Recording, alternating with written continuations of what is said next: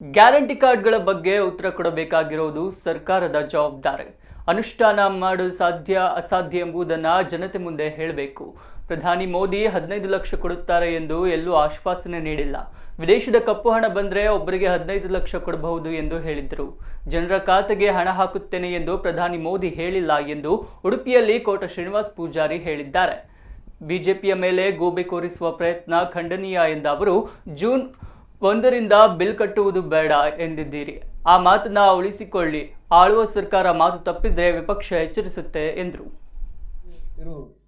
ಅವರೇ ಕುಟ್ಟಪ್ಪು ಕಾರಣಕ್ಕೆ ಟಿಪ್ಪು ಜಯಂತಿ ಮುಖ್ಯಮಂತ್ರಿಗಳಾದ ಸಿದ್ದರಾಮಯ್ಯನವರು ಮತ್ತು ಉಪಮುಖ್ಯಮಂತ್ರಿಗಳಾಗಿರುವ ಸನ್ಮಾನ್ಯ ಡಿ.ಕೆ.ಶಿ ಅವರ ಮಾತುಗಳನ್ನು ಕೇಳಿ ಆಶ್ಚರ್ಯ ಏನು ಅಂತ ಹೇಳಿದ್ರೆ, ನೀವು ಚುನಾವಣಾ ಸಂದರ್ಭದಲ್ಲಿ ಕೊಟ್ಟಿರುವಂಥ ಗ್ಯಾರಂಟಿ ಕಾರ್ಡಿನ ಬಗ್ಗೆ ನೀವು ಉತ್ತರ ಕೊಡಬೇಕಾದದ್ದು ಮುಖ್ಯಮಂತ್ರಿಗಳಾಗಿ ಉಪಮುಖ್ಯಮಂತ್ರಿಗಳಾಗಿ ನಿಮ್ಮ ಜವಾಬ್ದಾರಿ. ನೀವು ಉಚಿತವಾಗಿ ಕರೆಂಟ್ ಯೂನಿಟ್ ಕೊಡ್ತೀರಿ, 10 kg ಅಕ್ಕಿ ಕೊಡ್ತೀರಿ, ಎಲ್ಲ ಏನು ಯೋಜನೆಗಳನ್ನು ನೀವು ಹೇಳಿದ್ದೀರಿ, ಅನುಷ್ಠಾನ ಮಾಡಬೇಕಾದದ್ದು ನೀವು.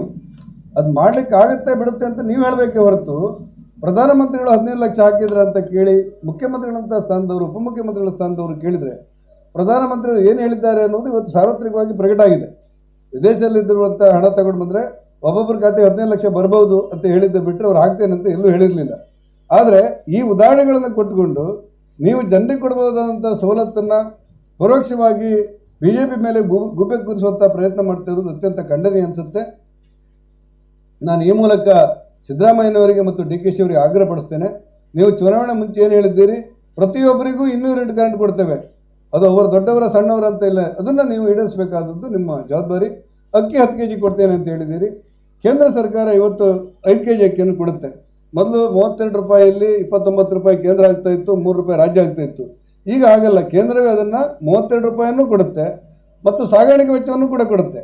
ಹಾಗಾಗಿ ಇದು ಕೇಂದ್ರ ಸರ್ಕಾರದ ಅಕ್ಕಿ ಆಗಿರೋದ್ರಿಂದ ನೀವು ರಾಜ್ಯ ಸರ್ಕಾರದಲ್ಲಿ 10 kg ಅಕ್ಕಿಯನ್ನು ಕೊಡ್ತೇನೆ ಅಂತ ಹೇಳಿದ್ದೀರಿ. ನಿಮ್ಮ ಅಕ್ಕಿ ಅದನ್ನು 10 kg ಕೊಡಬೇಕಾಗುತ್ತೆ ನೀವು, ಇಲ್ಲದೇ ಇದ್ರೆ ಕೇಂದ್ರ ಕೊಟ್ಟಿದೆ 5, ಅದಕ್ಕೆ ಸೇರಿಸಿ ನಾವು 5 ಕೊಡ್ತೇನೆ ಅಂತ ಹೇಳಬೇಕಾಗಿತ್ತು ಮೊದಲು.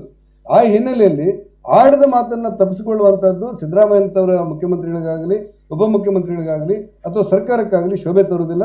ನಾನು ಈ ಮೂಲಕ ಆಗ್ರಹ ಪಡಿಸ್ತೇನೆ. ಏನು ನೀವು ಹೇಳಿದ್ದೀರಿ, ವಾಗ್ದಾನ ಕೊಟ್ಟಿದ್ದೀರಿ, ಗ್ಯಾರಂಟಿ ಕಾರ್ಡ್ ಬಗ್ಗೆ ಉಲ್ಲೇಖ ಮಾಡಿ ಮನೆ ಮನೆಗೆ ಹೇಳಿದ್ದೀರಿ, ಆ ಮಾತುಗಳನ್ನು ಉಳಿಸ್ಕೊಳ್ಬೇಕು. ನೀವೇ ಹೇಳಿದಂತೆ ಜನವರಿ 1ನೇ ತಾರೀಕಿನ ಮೇಲೆ ಯಾರು ಬಿಲ್ ಕಟ್ಟೋದು ಬೇಡ ಅಂತ ಹೇಳಿದ್ದೀರಿ, ಅದನ್ನು ಕೂಡ ಉಳಿಸ್ಕೊಳ್ಬೇಕು ಅನ್ನೋಂಥ ಆಗ್ರಹ ಇದೆ. ಈ ಹಿನ್ನೆಲೆಯಲ್ಲಿ ಮತ್ತೊಮ್ಮೆ ಸಾರ್ವಜನಿಕವಾಗಿ ನಾನು ಸರ್ಕಾರಕ್ಕೆ, ಮುಖ್ಯಮಂತ್ರಿಗಳಿಗೆ ಮತ್ತು ಉಪಮುಖ್ಯಮಂತ್ರಿಗಳ ಸಹಿತ ರಾಜ್ಯ ಸರ್ಕಾರಕ್ಕೆ ಆಗ್ರಹಪಡಿಸೋದೇನಂತ ಹೇಳಿದರೆ, ನೀವು ಆಡದ ಮಾತನ್ನು ತಪ್ಪಿದರೆ, ಪ್ರಜಾಪ್ರಭುತ್ವದಲ್ಲಿ ಆಳುವ ಸರ್ಕಾರವನ್ನು ಆಡದ ಮಾತನ್ನು ತಪ್ಪಿದರೆ ಜನರಿಗೆ ಯಾರು ರಕ್ಷಣೆ ಕೊಡಬೇಕು?